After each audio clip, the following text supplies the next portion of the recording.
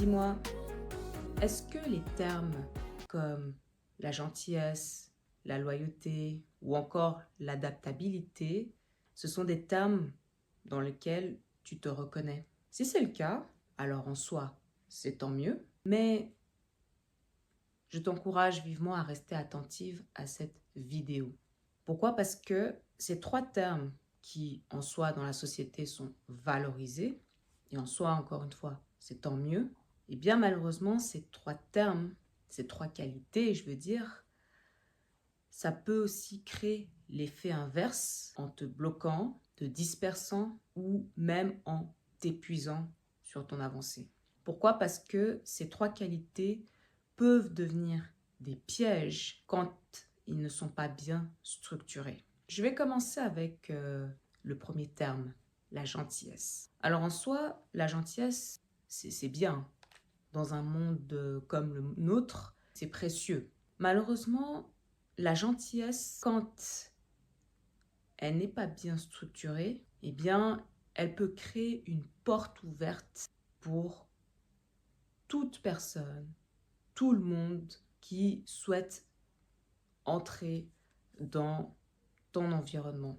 Et malheureusement, pas tout le monde entre dans un milieu, dans un environnement avec des bonnes intentions. Tu sais, dans la gentillesse, oui, c'est une qualité, mais voilà, souvent tu te retrouves à tout donner, à donner énormément ton temps, à te rendre disponible à tout moment, à tout le monde, mais à la fin, tu es vidé intérieurement. Et c'est là le problème, c'est là où je veux en venir quand on ne pose pas de cadre.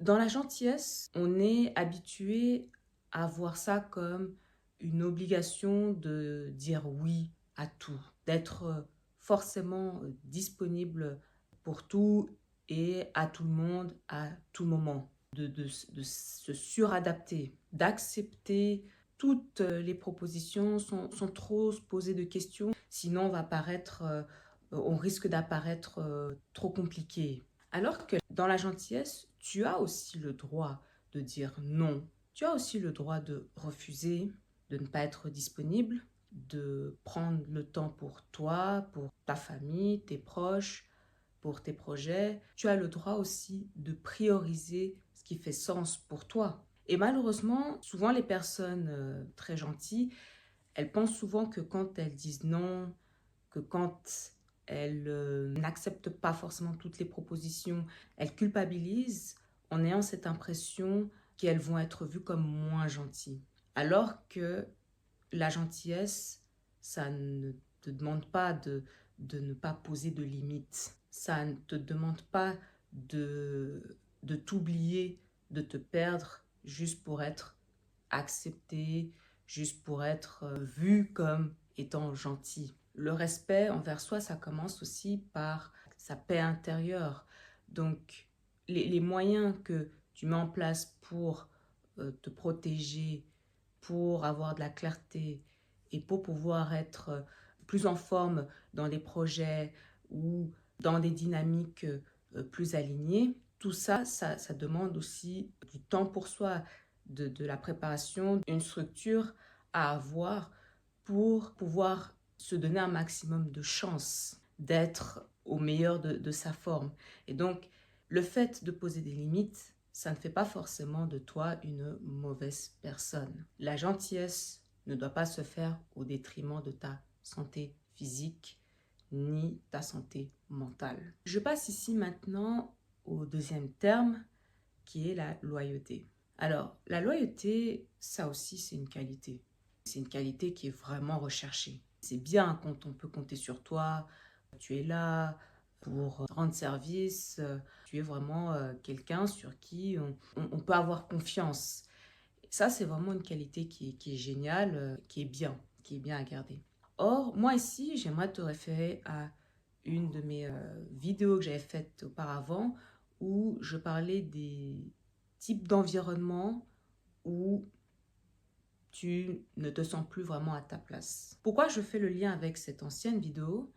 Parce que malheureusement, souvent aussi, on peut avoir cette tendance à être loyal dans des dynamiques qui malheureusement ne sont plus alignées avec notre chemin, avec notre vision. C'est-à-dire que à ce moment-là, la loyauté, elle devient un peu comme une obligation, comme si c'était par défaut, parce que on connaît l'environnement, les personnes depuis longtemps, alors que les chemins se sont déjà en fait bien différenciés, sans partir dans un jugement.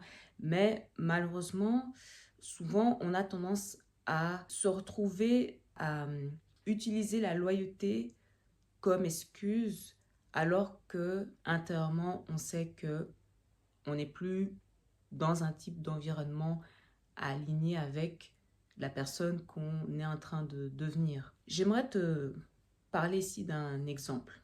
Imagine que tu montes dans un ascenseur. Imagine-le comme un énorme ascenseur capable de faire monter et descendre à peu près 10 personnes. Tu montes dans cet ascenseur avec 9 autres personnes, avec voilà, des personnes que tu connais, d'autres des inconnus. Et toi, ton objectif, c'est de monter jusqu'au 10e étage. Tandis que pour d'autres, leur objectif, c'est de s'arrêter au 6e, d'autres au 4e.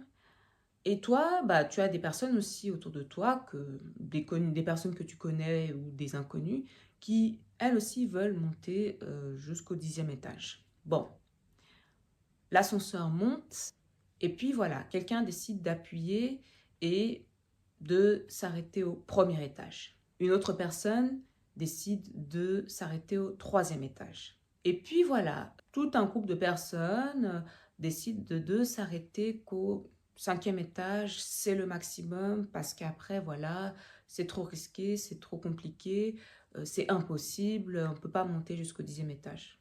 Bon, c'est leur choix.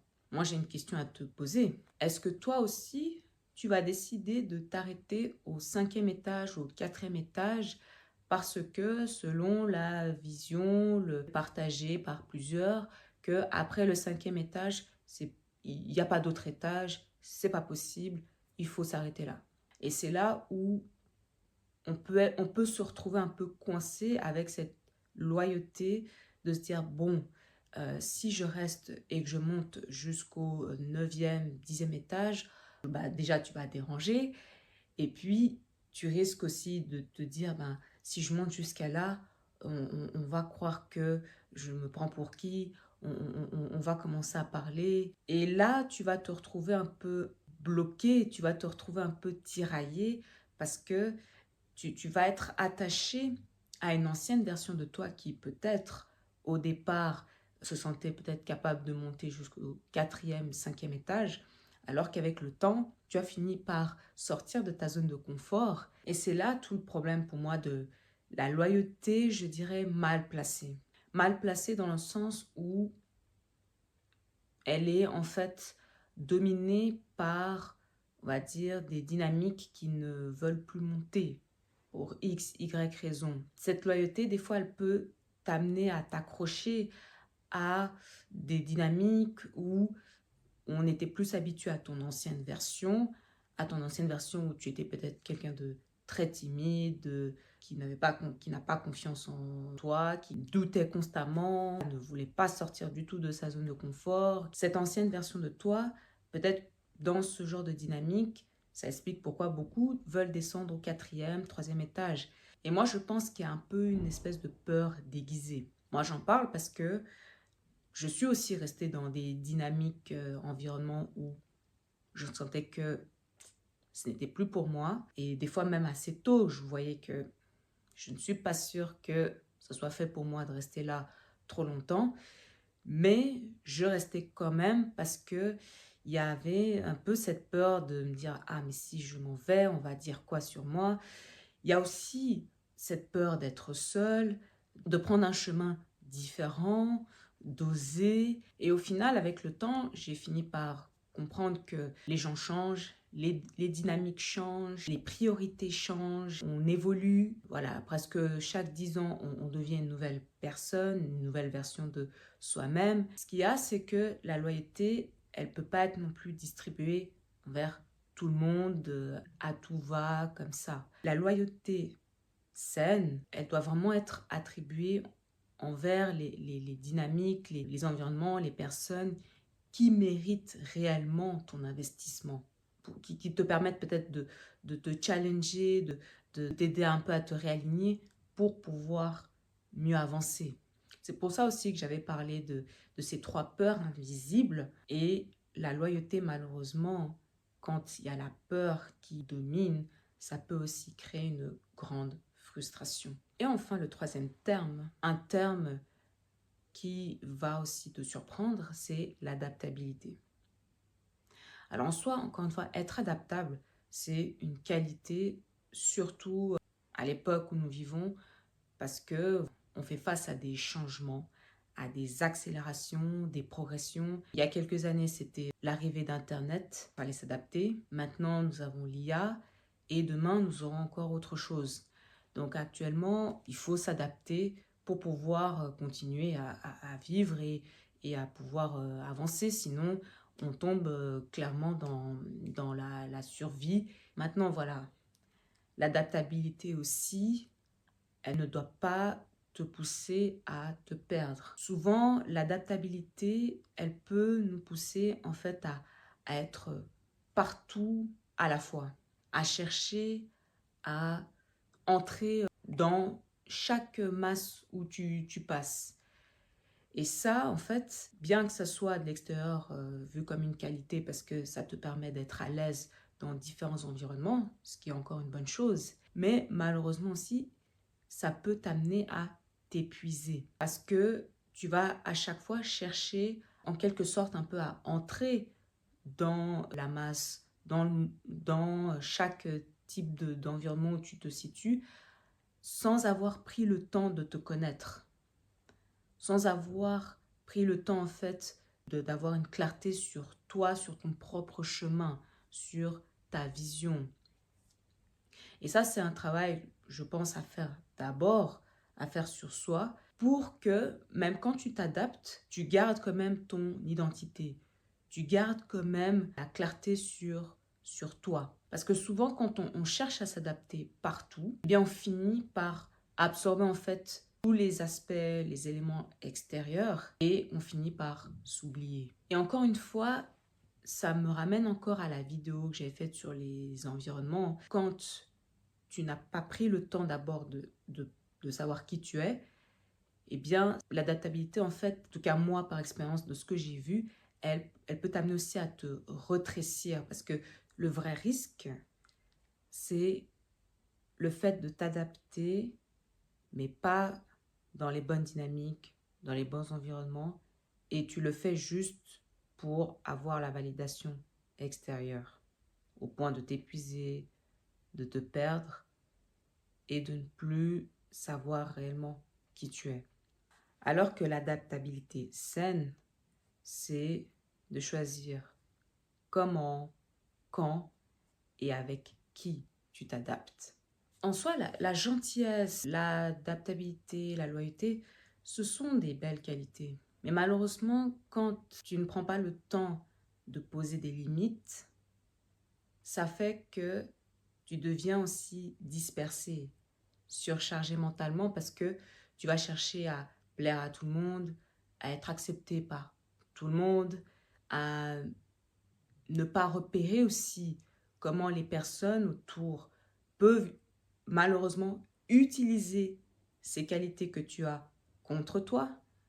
Parce que bah voilà, voir quelqu'un de tout le temps qui dit oui à tout, malheureusement, c'est plus facile après de l'utiliser. Ça aussi, c'est ce travail en fait de se dire, ok, ça c'est quelque chose que je fais de bien, mais j'aimerais aussi le préserver.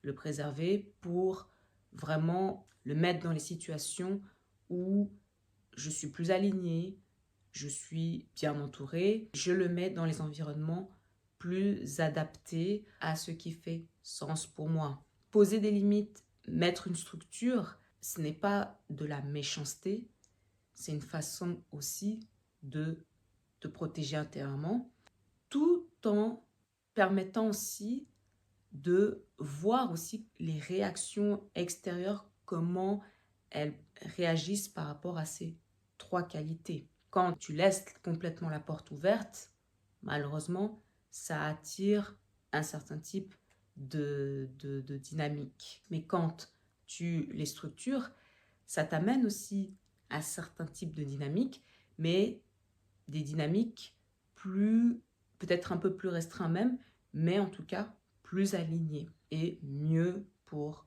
ta paix intérieure ainsi que pour ton avancée. Voilà, donc dis-moi dans les commentaires laquelle de ces trois qualités fait que tu as l'impression des fois un peu de déborder, de laisser un peu trop la porte ouverte. N'hésite pas à me mettre dans les commentaires laquelle vraiment te parle le plus. Et sinon, je te souhaite de passer une très bonne fin de journée ou une très bonne soirée.